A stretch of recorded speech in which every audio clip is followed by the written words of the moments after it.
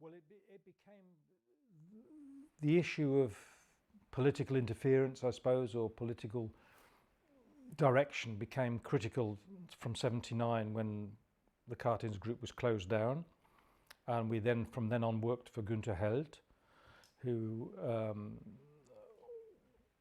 was a former GDR correspondent in West Germany, so he knew West Germany, but I think he was concerned with much more applying a stricter party line to what we were doing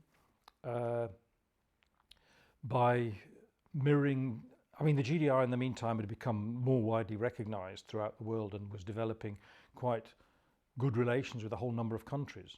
I mean, Erich Honecker was traveling to Belgium, to France, to Holland. The GDR was now on the world stage in a way, and it was trading with a lot more countries. So they became much more sensitive about who they could, or which countries we could criticize and which countries we shouldn't criticize because it might endanger trade relations. So all those aspects suddenly started coming to the melting pot. And I felt it was less now to do with solidarity than to do with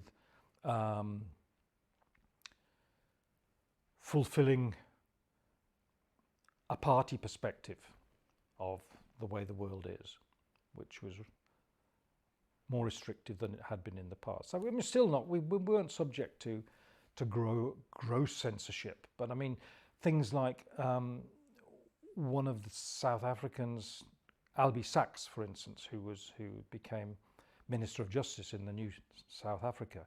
He was only survived just because the South African secret police put a bomb under his car, and he was very, very badly injured, only just survived. Anyway, we made a film about Albie Sachs, and he talked about how he was happy with perestroika in Moscow, and that was edited out, which I was very annoyed about, because that was, this was Albie Sachs saying this. That's what he said, and that's what.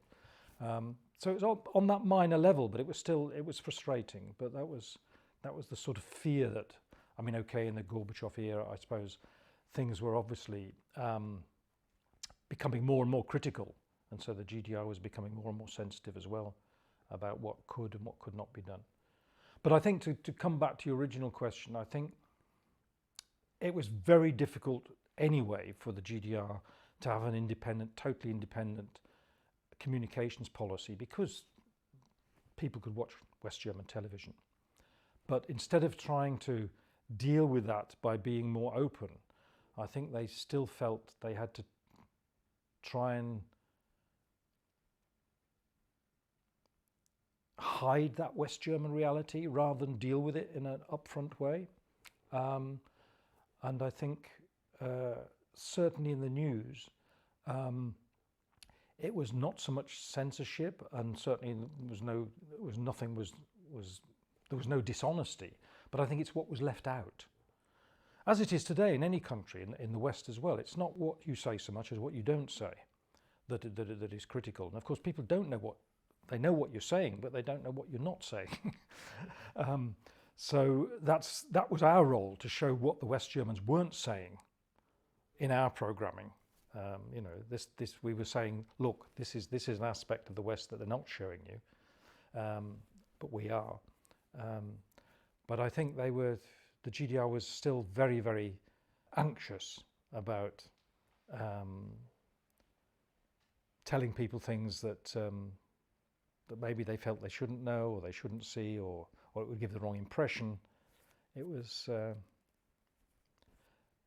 and they were very slow. I mean, the advantage with the Cartoons Group is, like as we've just discussed with Portugal, we reacted very quickly on that.